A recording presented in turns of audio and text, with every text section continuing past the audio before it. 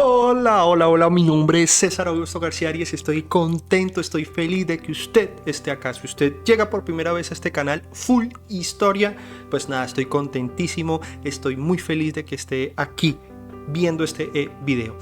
Ya es el quinto video que hemos hecho de la historia de la ciencia, de la historia del recorrido de la ciencia desde China, pasando por India, Oriente Próximo, Edad Media, y llegamos a este periodo Renacimiento, un periodo interesante, un periodo sin duda alguna que no hay que dejar de comentar, de hablar de él. Y bueno, si usted es estudiante mío, si usted ya ha visto mis videos, pues nada, comenta, comparte, dale like. Si usted es nuevo también lo invito, es gratis, desde luego, usted ya lo sabe. Y bueno, vamos con toda, los quiero mucho, usted es mi VIP preferido y sin usted esto no se hace y no avanza. En ese sentido, Ortega y Gasset, un gran pensador, resume de cierta manera los elementos que hay aquí en el Renacimiento. El hombre recaído renace.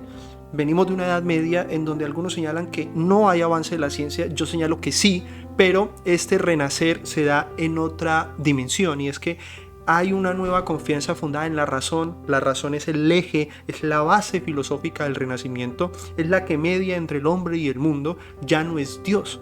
En este sentido, Ortega y Gasset nos hace una muy buena interpretación de el origen y hacia dónde va el Renacimiento y su importante influencia para, desde luego, la filosofía la nueva filosofía ilustrada, desde luego para la ciencia moderna y para las revoluciones del mundo, ¿no? Hay unos importantes hechos. Al caer el Imperio Romano de Oriente en 1453, pues hay un antes y un después.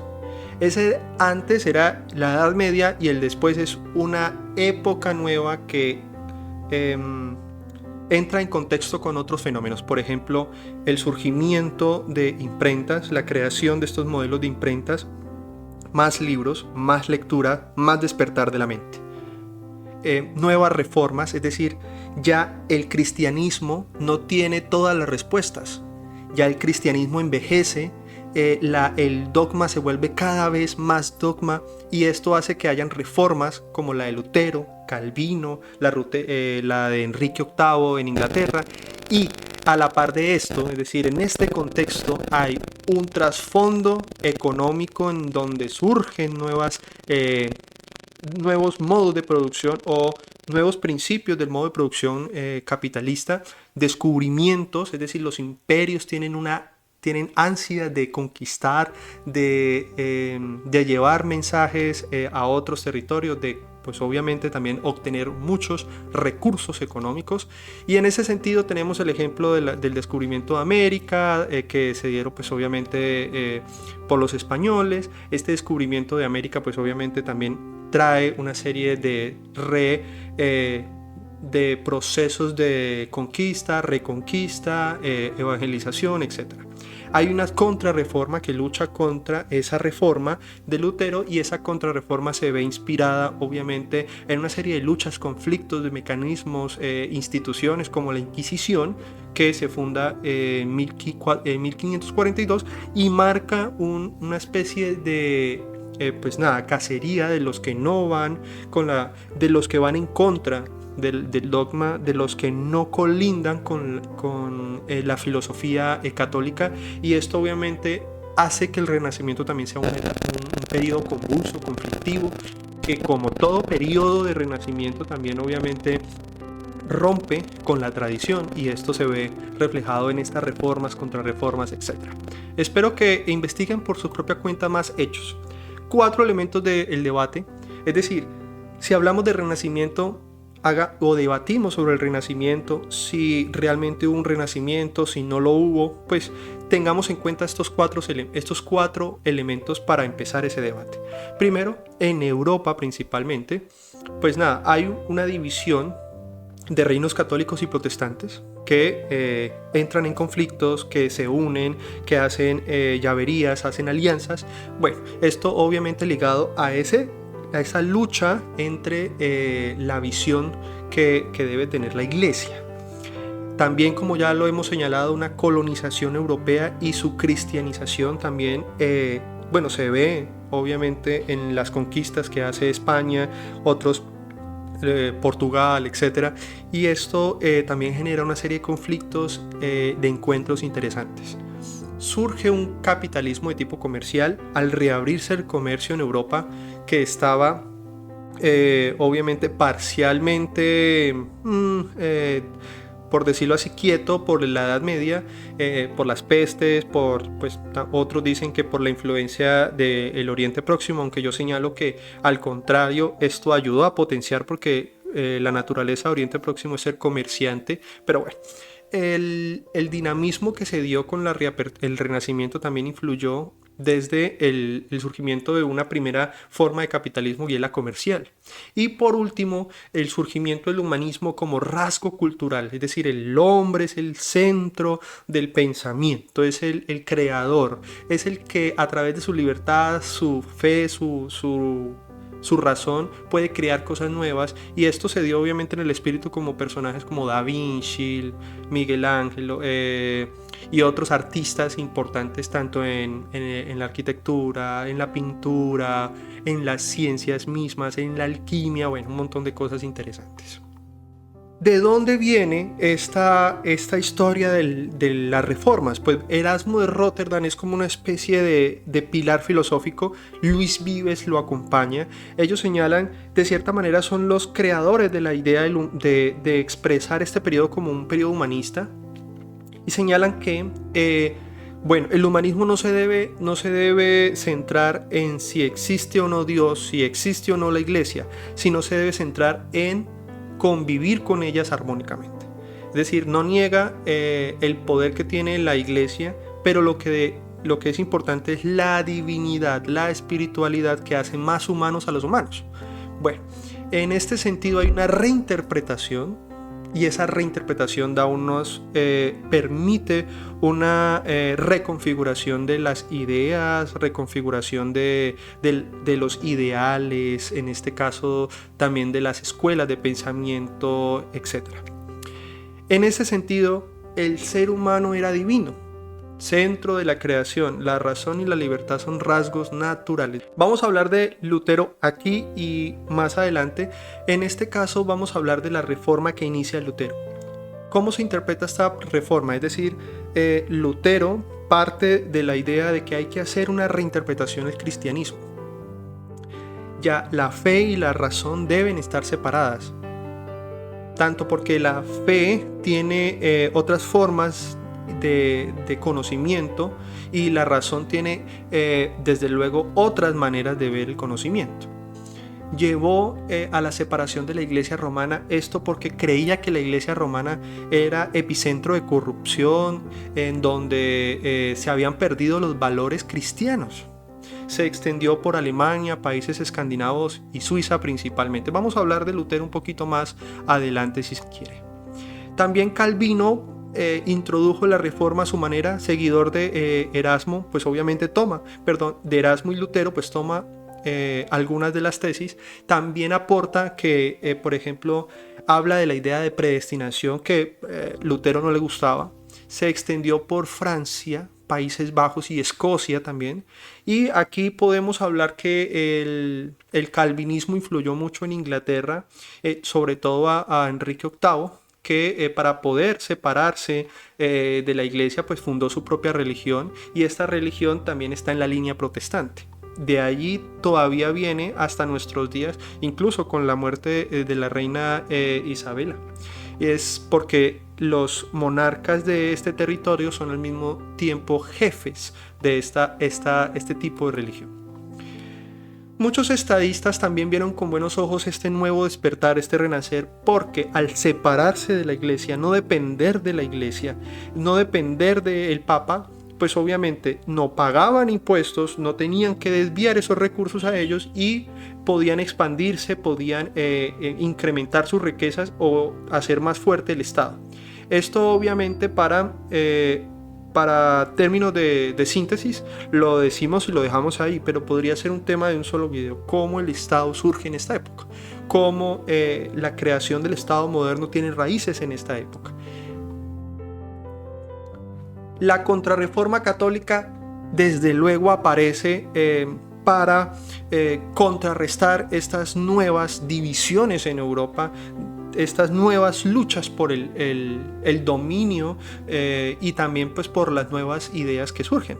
En el Concilio de Trento del 1546 al 1563 se dan esta serie de, nuevas métodos de reconquista, de contrarreforma, que en últimas es una manera de no dejar avanzar el protestantismo, tanto calviniano, luterano, de Calvino, entre otros. Por ejemplo, fundó en 1542 la Inquisición, la más temible empresa de vigilancia, de castigo que tenía la Iglesia Católica, pues para los que eran enemigos o creían que eran enemigos.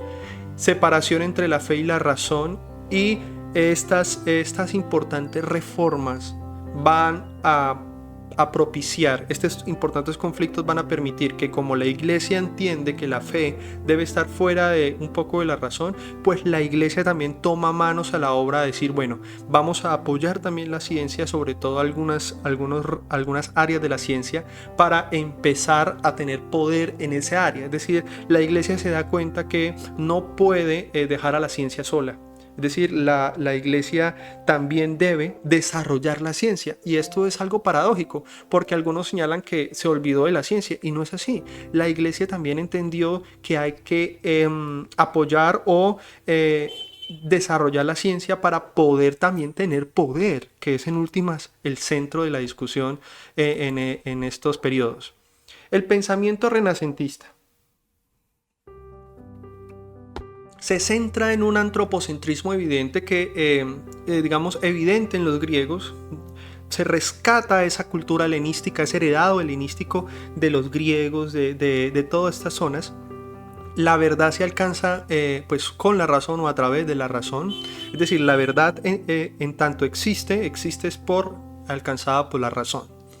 La moral, desde luego, como se ve también criticada, los códigos morales, la ética se ve criticada, la ética cristiana, pues surge unas nuevas formas de moral, ¿cierto? Donde también se acepta ser rico, donde también se acepta conseguir riquezas, la usura también se acepta, un poco ligado a ese espíritu capitalista comercial que empieza a surgir, ¿sí?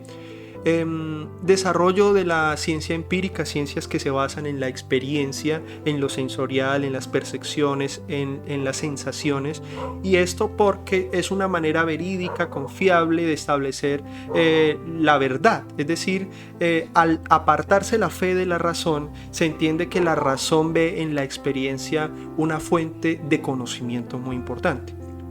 Reapertura de escuelas filosóficas griegas y romanas que hacen parte un poco de ese espíritu, como ya lo mencionamos, antropocéntrico. Y volviendo a esta lucha entre Lutero y la nueva cristianidad, porque efectivamente la Iglesia le tocó reacomodarse, voy a utilizar esa palabra. Erasmo fue una importante influencia para Lutero, ya lo habíamos dicho, pero Lutero dijo que la libertad del cristiano era muy importante. Es decir, un cristiano, una persona con espíritu, no podía delegar o relegar su fe a la Iglesia, a un intermediario. La libertad de interpretación de los evangelios es muy importante. Lutero fue uno de los primeros que tradujo la Biblia al alemán, que es una empresa que él hizo increíble.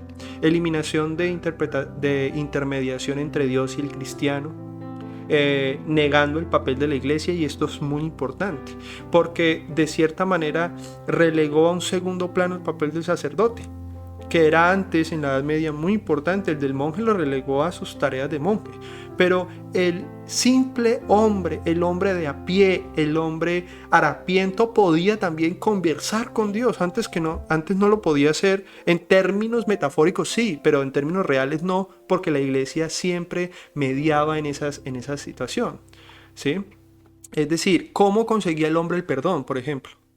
Pues a través de el mensaje, o a través de una respuesta del sacerdote, del monje, o de alguna carta en su momento. Es decir, era siempre el ser humano le correspondía, obviamente, tener como una especie de permiso de la iglesia, ¿sí?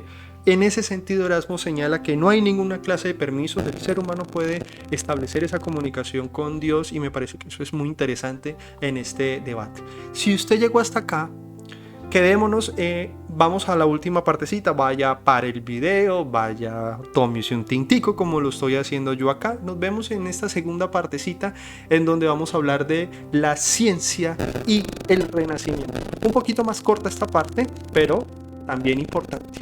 Den like, comparta, comenta, lo quiero mucho. Ya nos vemos en esta segunda parte, vamos pues. ¿Listo? Volvió, tomó su tintico, pues vamos a ciencia moderna y renacimiento, final, nada más de este pequeño video, parte 5. Y bueno, se caracteriza porque Galileo Galilei demostró la validez del heliocentrismo de Copérnico. Es decir, importante tener en cuenta que tanto Galileo Galilei como Copérnico son dos importantes personajes que impulsan la ciencia en este periodo. Se destacaron la física y las matemáticas, es decir, en términos de áreas del saber, la física y las matemáticas orientan el saber científico en este periodo, pero también las ciencias naturales, obviamente basadas en una especie de resurgimiento del empirismo, pues también son importantes y tienen trascendencia en este periodo. Comenzó el florecimiento de ciencias empíricas como la química y las ciencias naturales, ya lo habíamos dicho. En ese sentido, tanto razón y empirismo son conceptos fundamentales. Unidad entre saber, técnica y arte. Ya no es solamente la técnica, sino también la relación entre técnica, saber y arte, que juegan un importante escenario acá. Y desde luego las áreas, la física y las matemáticas. Para muchos la física es lo más completo porque también es práctica, y las matemáticas es el lenguaje que nos puede acercar a ese mundo racional.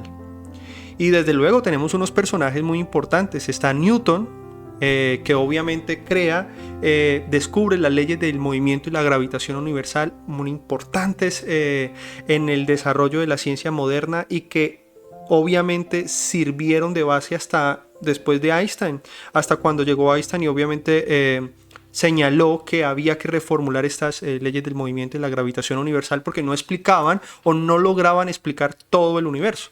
Copérnico, que señaló que no es el Sol el centro del universo, no es la Tierra, ¿cierto?, el centro del sistema solar, sino que es el Sol, y los planetas giran alrededor de él, por eso la expresión heliocéntrica.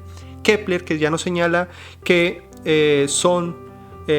los planetas siguen, circuitos circulares y no elípticos, los cuales explican a través de las leyes de Kepler pues esos movimientos, y podemos predecir el avance, el movimiento de los astros y también de asteroides, por ejemplo. Galileo, con el perfeccionamiento del telescopio, que también obviamente fue un gran invento revolucionario que permitió ver el firmamento con mucha más precisión, y superó la visión aristotélica que estaba tan marcada en la Edad Media, esta visión aristotélica que señala que nosotros tenemos intrínsecamente tenemos una sustancia que nos marca el ritmo de la vida, cosa que obviamente se discutió mucho en el Renacimiento, y se llegó a entender que era lo último en filosofía, pero no era así. Se logró superar esa visión aristotélica del mundo, y ahí es donde entran las nuevas reformas. Las características generales, pongo aquí a Leonardo da Vinci como ejemplo. Se dio una idea más mecanicista y cuantitativa de la ciencia, es decir, predomina lo mecánico, lo sistemático, lo que tiene un sentido de causa-efecto. La experiencia sensible, ya hablamos de cómo el empirismo toma relevancia en este sentido. Abandona la idea aristotélica del mundo, una relación que es muy importante tenerla en cuenta porque ya lo habíamos dicho, Aristóteles tenía mucha influencia todavía en la primera parte del Renacimiento, pero eso poco a poco se fue reformulando.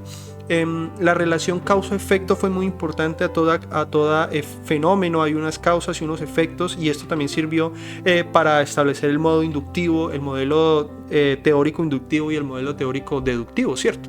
Explicación física de la realidad, es decir, la realidad se explica a través de la física y de las leyes que interpretan la física. Rechazó la explicación metafísica, es decir, que hay un mundo más allá de las ideas, los conceptos abstractos y que no tienen raíces empíricas o verificables, pues no son muy apetecidos. Un poco, obviamente, la metafísica ligada a la religión, pues es herencia efectivamente de esa trascendencia de la iglesia que obviamente fue reformulada. La esencia interna no determina el comportamiento, como dijo Aristóteles. Son fuerzas intrínsecas y extrínsecas, muy obviamente ligado a esto del contexto, de las causas, el efecto, del estudio de los fenómenos. Y por último, la ciencia concentró sus esfuerzos en los fenómenos experimentales, observables y naturales. Esto es muy importante tenerlo en cuenta. Y así hemos finalizado este video. Si le gustó, si le encantó, si quiere que yo siga haciendo videos para que usted tenga unas mejores notas en sus clases, para que usted comprenda más estos elementos de la ciencia, la relación entre la ciencia y el poder, ciencia, economía, etcétera, o la historia de la ciencia. Si quiere que haga temas de filosofía, si quiere que este canal siga creciendo, pues nada, está en usted que me siga apoyando. Comparta, comente, suscríbete. Los quiero mucho. Nos vemos en un próximo video. ¡Chao!